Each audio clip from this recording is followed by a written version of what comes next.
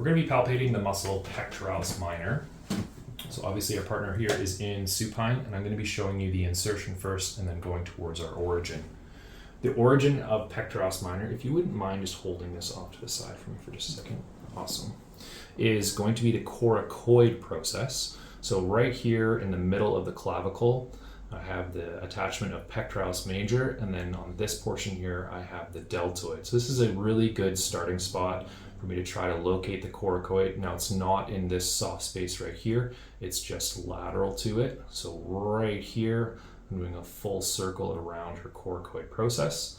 So this is going to be the insertion of pectoralis minor, and therefore this is going to be pulled forward and down towards the ribs. So again, the insertion, coracoid process of the scapula, and then our origin is going to be down towards ribs 3, 4, and 5. Okay, you can let go of this here. What I'm going to ask you to do next is to take the top of your hand and push down on breast tissue.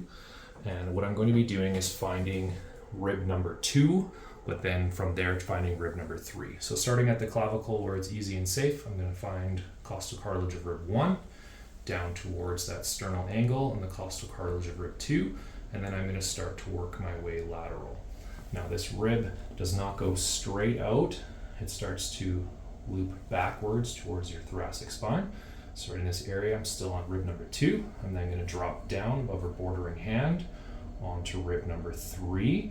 However, the muscle is underneath pectoralis major. Pec minor is deep to it, so I need to get underneath her pec major. So what I'm going to do is start to bring her arm out to the side. I'm going to ask her just to hold her arm here for a moment.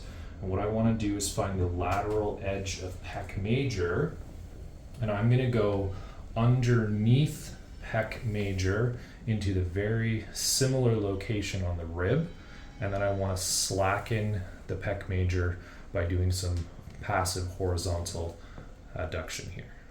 So as I have moved, you can even see pec major tightens up, and as if you bring it across your body, it slackens it, making it easier for me to push underneath. So I have rib number 3 right here. I'm going to drop down onto rib number 4, but I am not going to be approaching rib number 5 because that is underneath her bordering hand, which is okay. So again, ribs 3, 4, and 5, not on the costal cartilage themselves, but the actual ribs. So I'm a little bit more lateral than the costal cartilage. I am doing a bit of a cross fiber strum of this muscle at the moment, but I am going to fire it off. So for me to activate this muscle, it does protraction, lifting that scapula forward, but because it's going from the ribs to the coracoid process, I'm actually going to ask her to try to depress her shoulder down a little bit. So not a pure forward motion, that's more of a serratus anterior, but a forward and down motion for that pectoralis minor. So I definitely easily can feel this muscle. I'm strumming it right now, and I'm going to follow it back up towards that coracoid, just underneath pec this time. So again, once you're on the belly, it should be fairly easy to navigate, working your way up. And I'm now touching the inferior aspect of the coracoid process. And one more time, if you would just start to push your shoulder, good, right there, and that's good enough for us. So again, back to the insertion.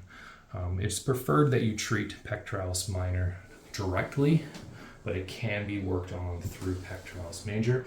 I just prefer to get underneath pec major for that palpation. That's going to conclude our palpation of pectoralis minor.